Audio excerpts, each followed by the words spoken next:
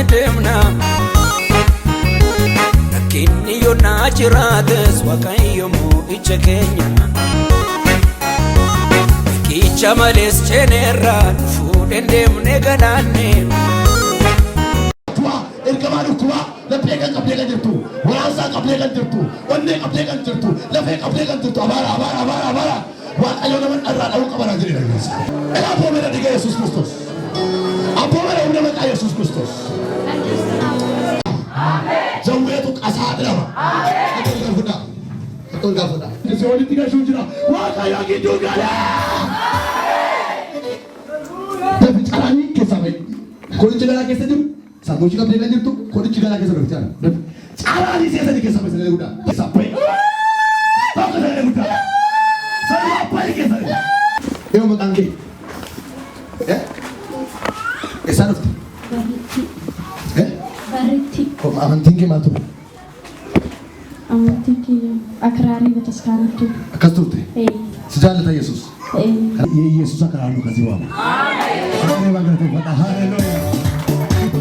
Nakasih, dipuja nakasih. Ya Waaqayyo, gara kee dhufeera. Biyya lafaa, seexana, cubbuu, hojii isaa hundumaa ganeera. Siin immoo du'aa ka'uu kee, deebitee dhufuu kee, si amaneera. Maqaa koo galmee jireenyaa irratti naa caafi. Waan naa caafte siin galateeffadha. Ameen. Kaasiin jedhama. Eessaan dhufte? Godina Arsii aanaa Martiirraan dhufe. Maal dhufte dhokan? Akka isaa dhimma wayii toora kana dhufe nama wayii barbaacha toora kana irra caalaa dhufee hin beeku. Sagalee Waaqayyoo hoon argu sagantaa kana qoodachuun qaba jedheetan jaalalumaan seene toora kana dhufee hin beeku.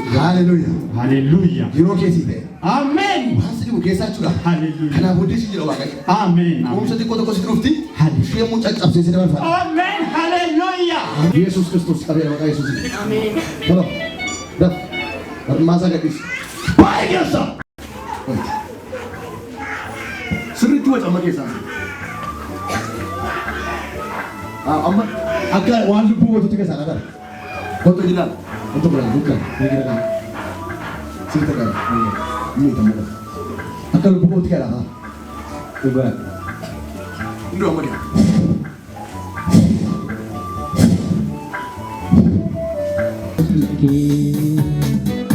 Yesus. Namana dandeti ke. Namana andaleki. Namana dandeti ke. Namana